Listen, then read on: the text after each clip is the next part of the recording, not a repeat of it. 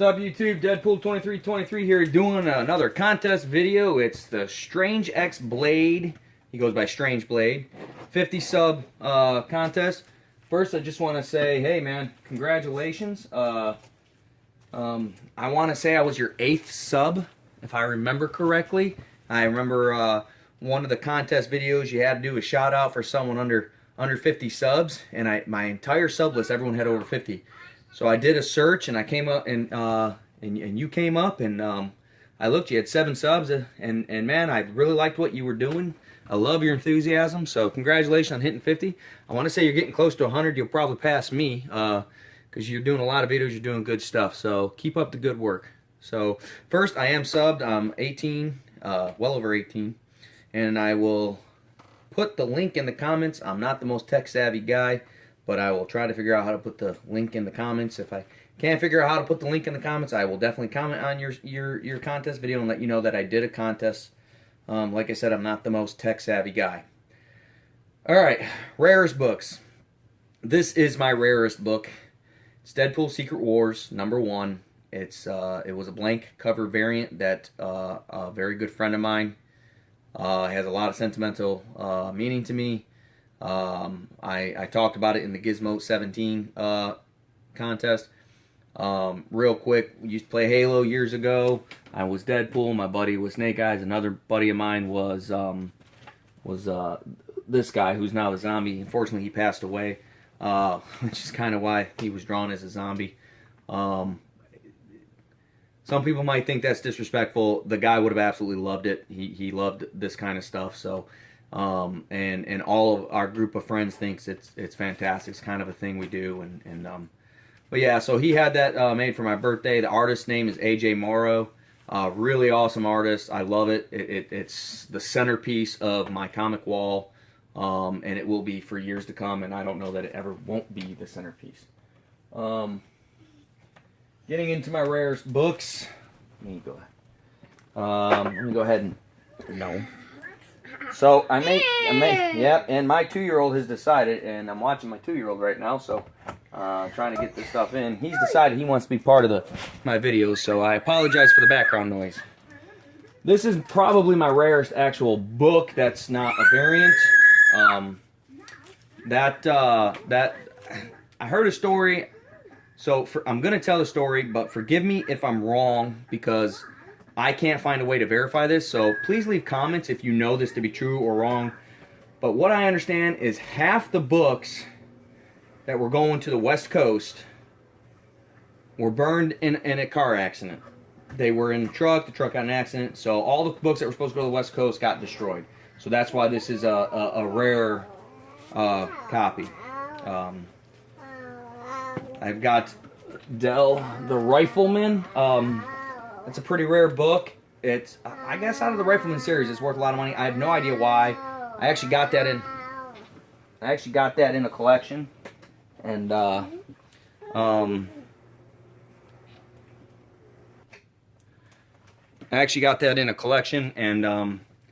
you know, I just held on to it because it said it was a rare book and it was worth a lot of money. So, I actually, you know, I'm not a big variant guy, but I got this variant because it's the first appearance of Gwenpool. I want to say it's a 1 in 20, but I'm not sure. Sorry guys, I've had to pause this a few times, restart it. You know, that's what happens when you're watching a 2-year-old, but I'm gonna make it through this video. So my other 2 rares, this is Dark Knight 3: The Master Race. This is the Dave Gibbons 1 in 50 variant. I won that. There's a story behind this in my next book, Dark Knight Master Race, the Frank Miller 1 in 100 variant. So here's the story. Me and my son went to a midnight release of this book at my local comic shop, and everyone who was there between midnight and, or everyone who was there, they came in, I think, up until like 12:15 or whatever. They got a ticket, and then they had 2 copies of the 1 in 100 and 3 copies of the 1 in 50. I won the 1 in 50, and my son won the 1 in 100. Didn't cost us a thing. I bought some books while I was there, but it didn't cost us a thing. It was in the summer, I believe, so it wasn't a school night. So that was kind of cool. Didn't cost us anything. But Those are my rarest variants. Because they're 1 in 50 and 1 in 100. I've kept mine. My son won the Frank Miller one.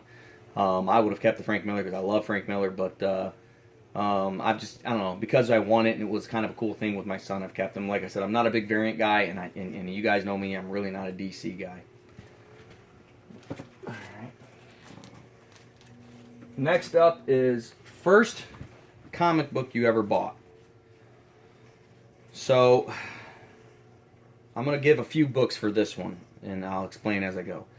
So I've told the story before. The first comic books I ever got was a buddy of mine who got kicked out of his house, and he was in the back of his house. He had just gone in, taken all his stuff out, and he was burning a bunch of stuff in the burn barrel. He had a bunch of comic books sitting there, and he gave them to me. In that group was Astonishing Tales number 25. So this is the first key I ever owned.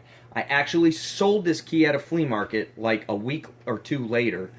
For a bunch of X-Men stuff. But also, what got me into, what made me look at when I looked down at the box, this was the book I saw, The Uncanny X-Men number 213. Unfortunately, I've since gotten rid of all those books, and then I've started recollecting again, and I bought them back. But that was the first book I ever read that made me go, oh my lord, I've got to read the X-Men. That cover was fantastic, and this is just my one of my favorite comic books of all time for that reason. And then the first comic book I actually ever bought off the rack, which changed my life, was X-Force number 11. I saw that on the rack. I said, that guy looks cool. And I bought it, and then I instantly went back to the flea market that weekend, and I bought all the 1 through 10 in X-Force. And I want to say I bought the last 5 or 6, like 87 up in New Mutants, so that I could read everything about Cable and Deadpool, because Deadpool was just cool, Cable was cool, Domino was cool, the New Mutants. And then I started going back, and I remember I had New Mutants graphic novel number 4, which I do own now. I just had so many awesome books back then, and I have actually, buddy, no. Come on. I'm so sorry about this, guys. I have gotten so many cool books since then, but I've gotten my whole collection from then. So that's the story of the first books I ever owned. And you want to see some slab books. So this goes with the slab and the rare. It's actually my son's. I just like it. It's a variant to Darth Vader number 1, but it's pretty cool. It's hard to see. Let's see if I can get it in there. I don't know if you can see it. It's tough. I don't know why he did it in black, but Kieran Gillen did a sketch on it, signed by Kieran Gillen, and he did a sketch of Darth Vader right there. It's pretty cool. Captain America number 110, one of my favorite covers. Jim Steranko, love Jim Steranko.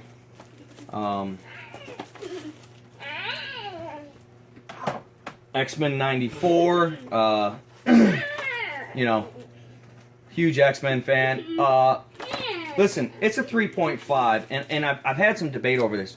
If you can't afford to get the book in high grade, then get it in low grade. I mean, why not, right, guys?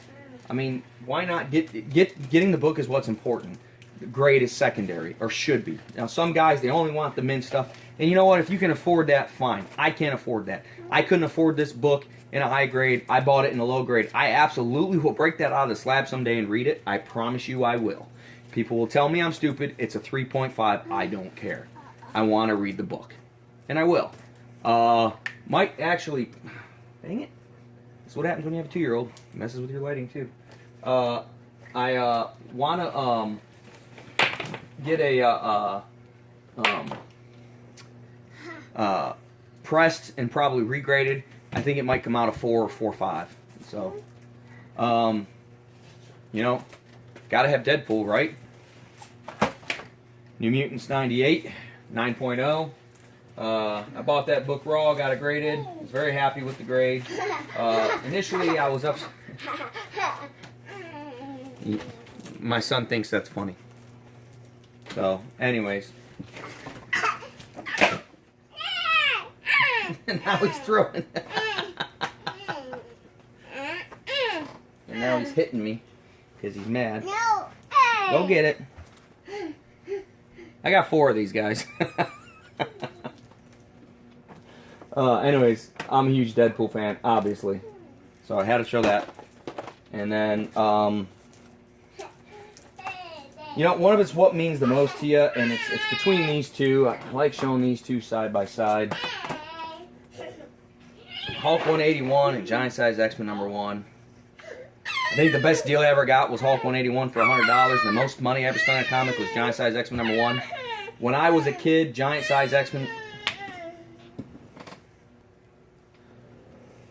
When I was a kid, Giant Size X-Men #1 was the book that I wanted. It was my holy grail, not X-Men #1, Giant Size, because that was Colossus, Storm, Nightcrawler, 3 of my favorite X-Men. Those are the ones that I read, you know.